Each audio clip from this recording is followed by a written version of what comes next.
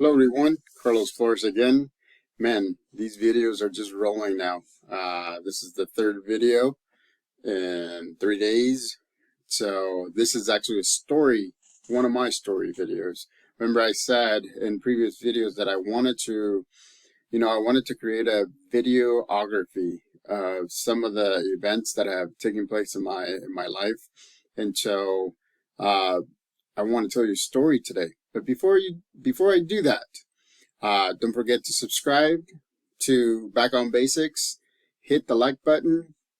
Hit the bell so that way you can get announcements whenever a new video comes on. And again, share the videos with anybody that you think would be interested in watching, would be interested in asking questions for me to talk about different topics. And so yeah, let's get the word out there. I'm pretty good about talking about different topics, anything that you want to talk about, from psychology to counseling to education to life experiences, about myself, about everything. So again, don't forget to put it on the chat or in the comments at the bottom, and I will be happy to answer your questions or make a video so that way you can hear it. So as you all know, I was born in El Salvador in 1975. When I was little, I actually went to Catholic school, and it wasn't in the same town as I was living. So it was in a nearby town. Took about 25 minutes to 25 to 30 minutes to get there by bus. So we had a school bus that they chartered, so that way they would bring us over to the Catholic school every day. And then there was buses back as well. So this is around a time that the Civil War was going on in El Salvador. And believe me, if you want to hear my story about when somebody from the army or from the rebels saved my life, because they waited to start a firefight right after I went into the door of my home when I was getting milk. Then look for my previous videos as well. And so, but this one of these days, it was kind of like a typical day. I actually was looking forward to going to school. I remember vividly. Post-traumatic stress disorder is a very important thing to think about, to acknowledge that some of us have it, to make sure that we educate ourselves as some of the effects, some of the things that happen because of that, because of the war experiences, and because I believe that I'm not diagnosed, but I believe I have PTSD, post-traumatic stress disorder. I'm very hypervigilant. I tend to be aware of my surroundings because, again, when I was little, that was a way for me to be safe. That was a way for me to survive. And so it just stuck in me. And here I am, right, at 48 years old, and I'm still having those same things. And so from time to time, I try to help people out that have PTSD and kind of tell them my story. I also, if you go to the Center for Disease Control website, you can actually get a lot of good resources about PTSD and any other either illness or mental health illness, any type of question that you have. So it's the Center for Disease Control website. And so that day when I was riding the bus with my friends and schoolmates, going to Catholic school, all of a sudden we heard shots going all around. So the bus driver not completely stopped, but slowed down a little bit, because he couldn't figure out where the shots were coming from. Because sometimes the shots were coming at you, sometimes you heard shots, but it was going on at a distance. And so he didn't know, and we didn't know what was happening at that time. So one of the things that I remember vividly is me standing up and seeing somebody laying down on the ground in front of us. I mean, it was a few feet away, but as we got closer, I realized as this person was actually shooting towards the front of us. I mean, ahead of us.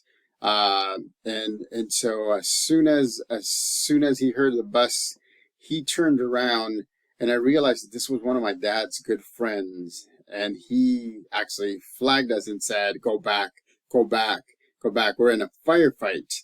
And so as soon as he told us that, he started shooting back towards the front of us as we were just there, stopped. The bus driver took a few seconds to just process everything, and then, because again, it's a big bus, right?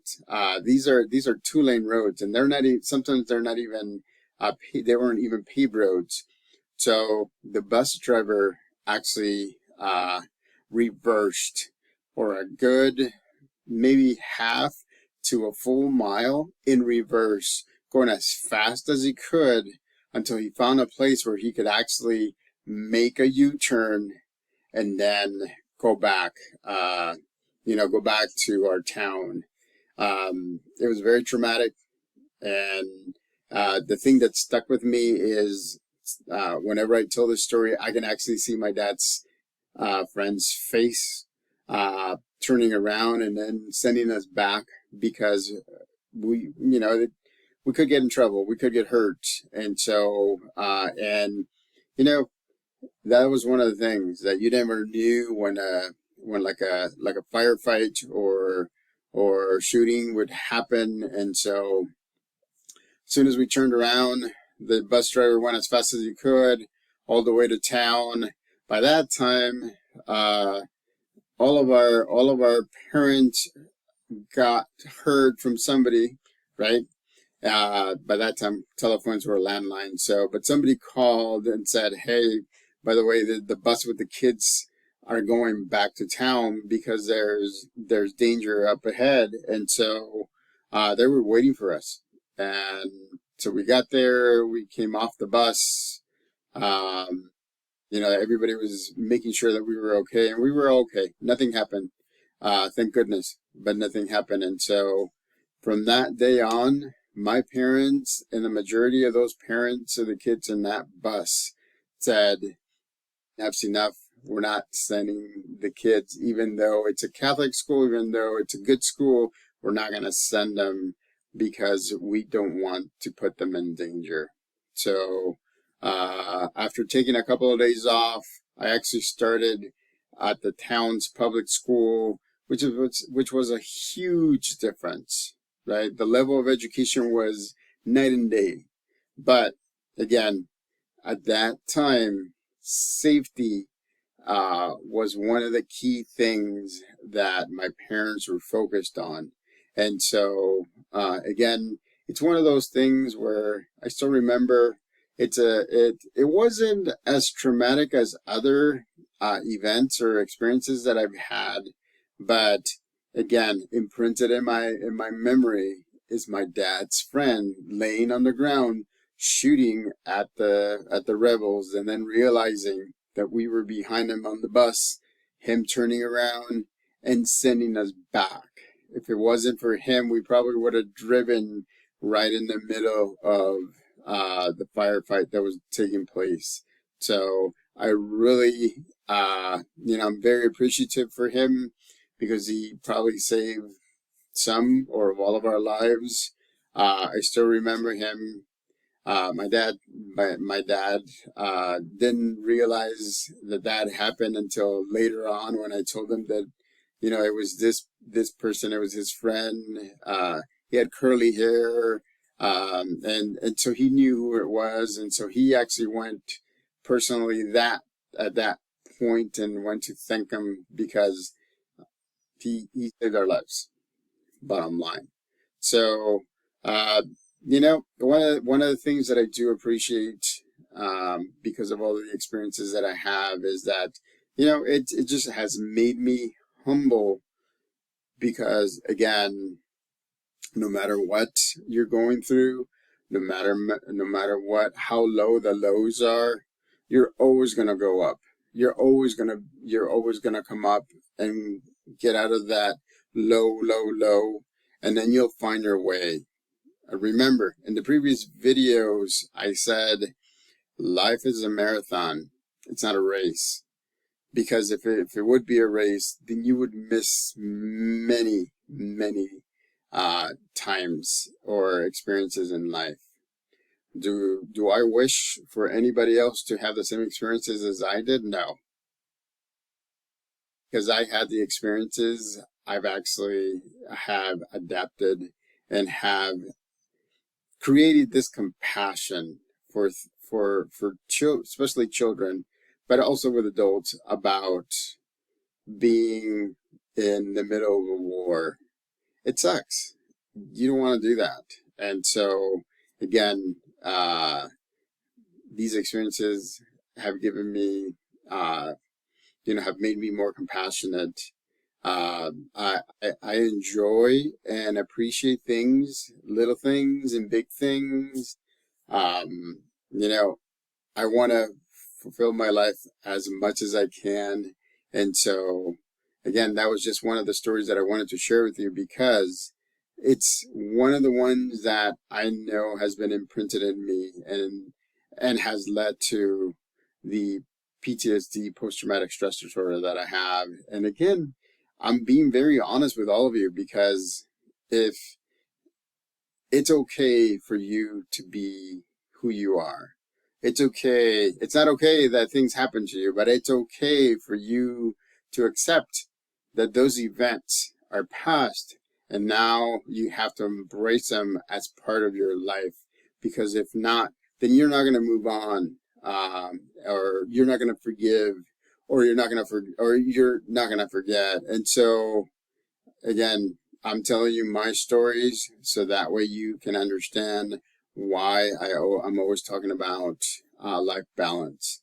So, again, if you have any stories similar to that, again, put them down in the comments. If you have any questions or if you have a topic that you want me to do a video on, again, put down in the comments. For those of you that see my post on Facebook or Instagram, if you have a question, by all means, just ask, and I'll be happy to do a video about the topic that you're asking about.